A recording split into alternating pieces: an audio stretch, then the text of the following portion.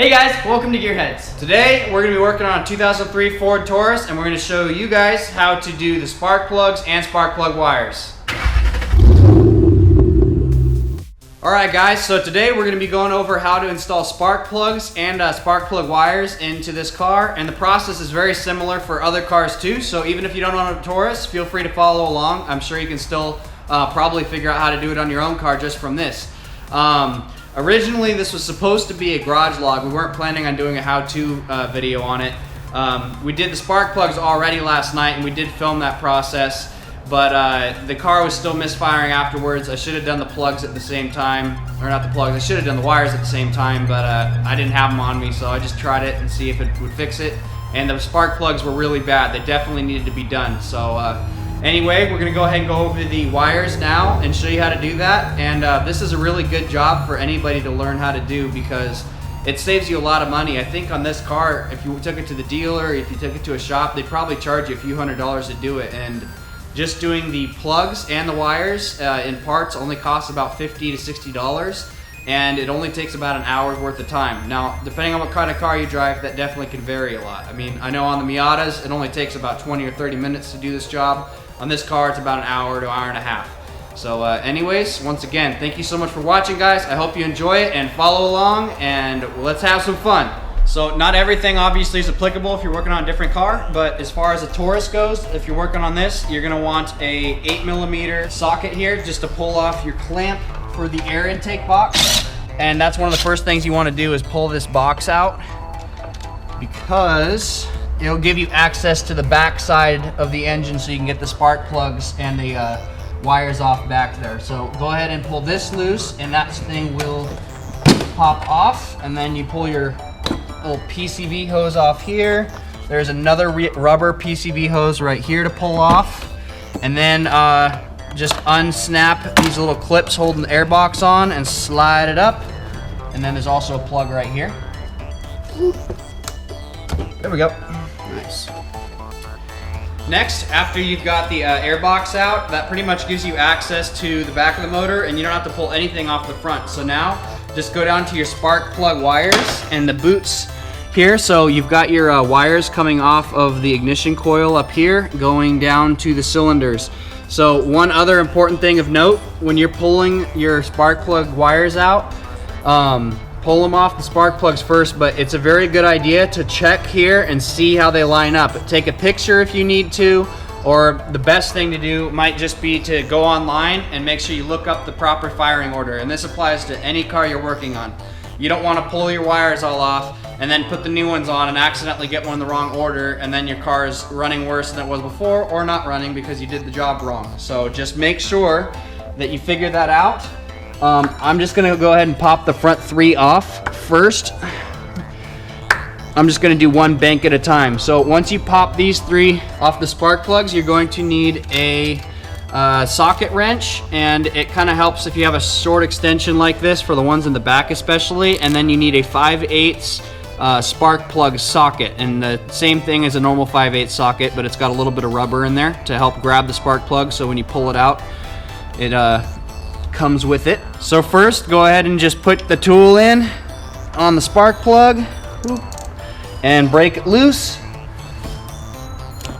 And then for me at least, I find once I've already broken it loose, if it's not tight in there and it comes out smoothly, it's easier just to pop the wrench off and then just twist it by hand the rest of the way.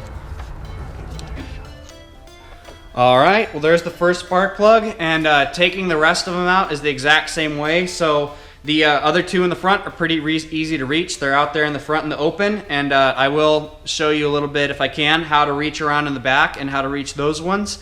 But I'm not even going to be replacing them all because, like I said, I already did this yesterday. This is a brand new spark plug. It didn't really need to be pulled. All right, now that we already showed you how to do the front spark plugs, let's try and do the back ones. It's a little bit dark back there, and it's pretty cramped, so we'll do the best I can to show you. But the easiest way I can find so far, at least when I did this before, is after you've pulled the airbox out here, it lets you stick your arm through and back on this side. And then you can get the middle one and the one on the driver's side. So these 2 from this side, and then the one for over there, you can reach down and reach from the other side. So first thing, just like the fronts, reach down and you can feel around and try and find the spark plug boots. Let's see if I can show you at least one of them here. All right, so here's the first spark plug boot back here. Let me go ahead and yank that off. There she is. After you have that off, go ahead and get your spark plug socket again. And for me at least, it helps if you've got the short extension on it already, and maybe feel with your finger where the top of the spark plug is and line it up, and there it is. Now that it's set on there, I can then go ahead and get the socket wrench in here and get that onto the boop, and get that onto the extension. There we go. There she is, loose. Okay. And after that, like I said before in the front, now that it's broken loose, I'm gonna pull this out, and it's much quicker if you just get the rest by hand, because you can spin it faster that way rather than turning with the ratchet. And there she comes. Here we go. All right. Now, as you can see, that really wasn't too hard for me to reach. But the middle one is just a little more difficult, and the only reason for that is just because it's hard to see. There's just as much room behind it, so it's the same thing. First, just reach your hand down back there and find that boot and pull it off. If you need to, like I did the first time we did these, when I pulled the boots off, I actually needed to get a small pry bar back there just to help yank it off, because it had been stuck on there a long time and somebody might not have used grease the last time they put them on. So anyways, that's the same process. So let's go ahead and just put this back in, and I'll get to showing you guys how to do the wires. So we got the spark plugs out of the car, and just went and picked up the new ones, and let's see here. Pulled them all out, and let's show you the difference between an old plug and a new one here. This is more of a normal one here. So you can see here the electrode, that dark spot in the top in the middle of the plug. It's pretty worn down, and you can compare it to this one right next to it. I don't know, can you see it very well? Yeah. Yeah. And there's a brand new one, all shiny and pretty and everything. But that one's just really worn down. It doesn't look like anything else was really that wrong with it. And then this is from the cylinder that was misfiring the most. And it's all black. There's a bunch of soot and carbon buildup on there. And that's kind of what happens when the car's misfiring. You're not burning all that fuel, so it ends up sticking to the spark plug and into the combustion chamber. So now that the old ones are out, just a couple quick tips before you put new spark plugs in. It's always a good idea to get some anti-seize and put the anti-seize on there just so they don't stick and rust or corrode in there and then break or have anything else happen if you ever, whenever you need to replace them again. And then dielectric grease just makes it easier next time too, because when you pull those spark plug boots off, they'll come on and off nice and easy. When we were pulling those ones off, I was actually having to use a pry bar on the back side to break them loose because I couldn't pull them off with my hands. So anyways, let's just do that. And then the other thing, other than putting the grease on there, is you want to gap your plugs. So every car is different. Make sure you get a manual for your car or go on Google and look. This one needs to be at 0.44, so you need a little spark plug tool here.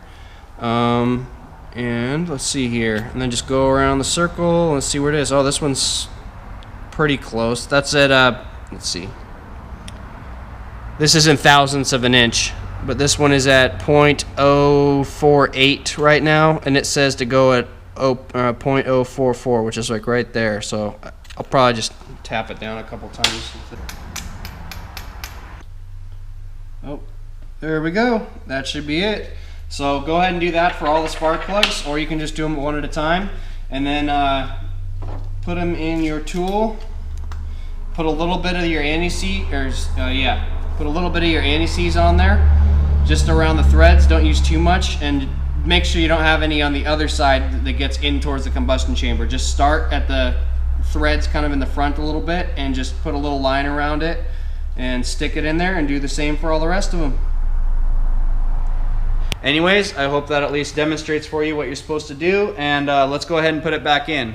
Now I showed you how to get the spark plugs out and put the new ones back in, and putting them in is the exact same process as taking them out, just reversed. If you have a torque wrench, then go ahead and put them back in and look up the torque specs online for whatever car you're working on so that you can get those right. Or if you don't have a torque wrench, what usually works well for me is just go ahead and put it on hand tight until it stops, and you'll feel it on the wrench too. Once you get it into where it starts getting harder to turn, then just give it about a quarter turn more and don't do more than that. You don't want to risk pulling the threads or getting them in there too hard to where it's so hard to get out the next time you need to do this job. But anyways, that should be it. So let's go ahead and move on to the spark plug wires. Now that we're gonna pull the plug wires off, you need to keep a couple things in mind. And one of those things is you don't wanna just go ahead and yank them all out if you don't know the exact order they're gonna go back on here. So come and look, and you can see this is the ignition coil on the top that's mounted on the top of the valve cover on this motor. And each of these goes to one of the cylinders, but it's not as simple as just this one goes to the corresponding one over here and what forth. It's a different sequence. It goes with the firing order of the engine. So basically this one right here, it says number 5, and that is the middle one here. The second one here is number 6, so that goes to the back one, and then the one on the front here goes to the front over here. So like I was saying, you want to pay attention to that when you take these apart, just so that you don't mess that up. On a lot of cars, the easiest thing to do might be to just pull them off one at a time and replace them one at a time. The only reason that might be a little bit more difficult on this car is because it has these clips, but they're not too bad. So let me pop this clip off. All right, and that got me this one free. Let me pop this second clip down here. Boop. And there's the second one. Yeah, there's another clip mounted down there as well. There we go. And there goes that one. Perfect. So let's just pull this clip here and set it aside so that we don't lose it. Once you have these clips out of the way, or if your car doesn't have them, a lot of cars, they just have they just pop into a little spot. That makes it easier to do them one at a time and make sure we get it right. So this is from the middle on this side, which is cylinder number 5 on this car, and then it's going to the top left spot on the ignition coil. So let's go ahead and carry this over. On the workbench, I already laid out all of the spark plug wires, and this makes it easy to match up the lengths, so you make sure you get it right. And this one matches up with this guy right here, which is the second shortest, which makes sense, and that one is trash. Just snap the new one on, and then twist it around the same way. Make sure when you take them apart that you kind of see how they had them on there. There we go. It'll pop on, you'll feel it pop. So you want to make sure it pops on all the way. And then next, let's do this one, which is number 6, which is on the very far right in the front here. And that is going to be the shortest one.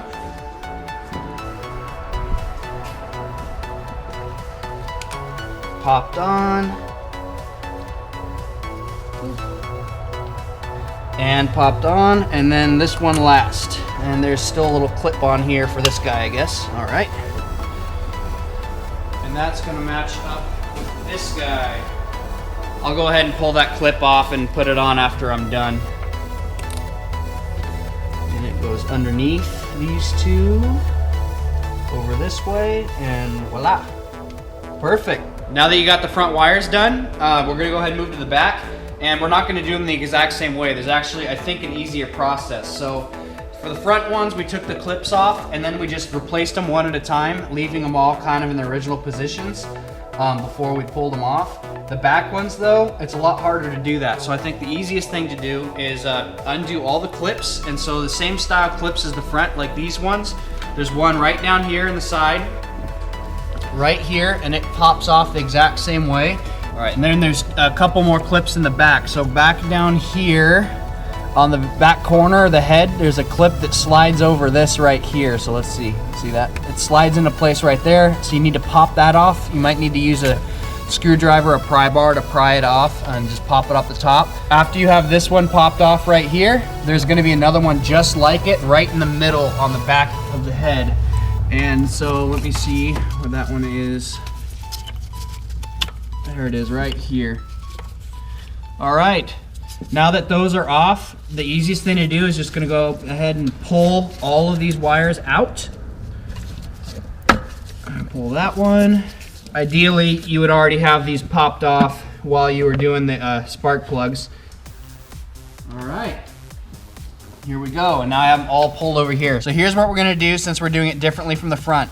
We're gonna go ahead and pull the clips off, kind of like we did on the front first, and then we'll just leave these wires here, and when we put the new ones in, we'll know where they go just by the lengths. It's not as easy to get them confused as it is in the front because they're all very clearly different lengths. So when you just get them all lined up and back through to here, replaced in the same spot, but with new plugs, then we just send this back over and plug them back in one at a time and then pop those little clamp holders back in. So let me just go ahead and break these free real quick. Now these are all loose. So let's see, it might be easier to pull them actually through the front up here if I can. Just slide them through this way one at a time. All right, and the last one. All right, here we go. But now we can just lay them out according to length and replace them that way. So let's go ahead and take off this one first. And this is the longest one. So the one on the top left of the ignition coil is the longest cord. Not cord, wire, whatever you want to call it. There we go. Oh, I'm backwards. Put them on the right way. Here we go. There's the longest one. Let's get the second longest one, is the middle. And then the shortest one on the back side is on the right. Perfect. All right, now let's just go ahead and slide them back through under the hole here where they went before. Ooh, come on. You go through back here underneath the throttle body. That's the throttle body.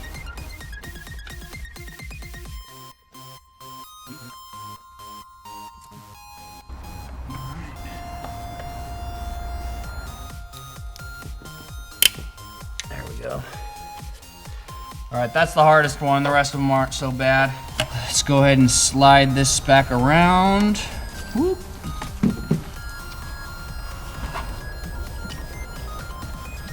Just slide them back through approximately where they're gonna go. The shortest one, you can go ahead and just plug straight back onto that bottom first spark plug.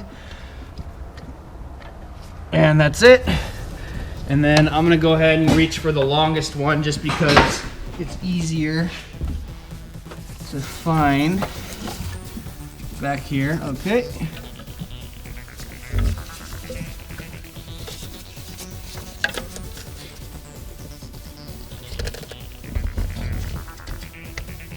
Okay, there we go. And where's the second one at? There she is.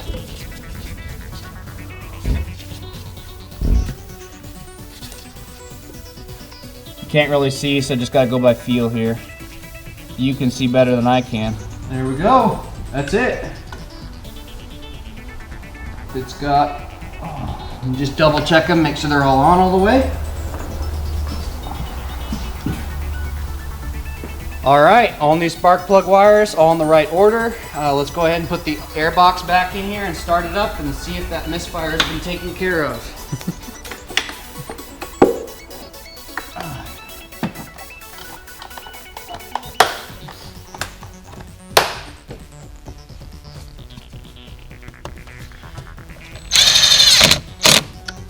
Thank you, Matt.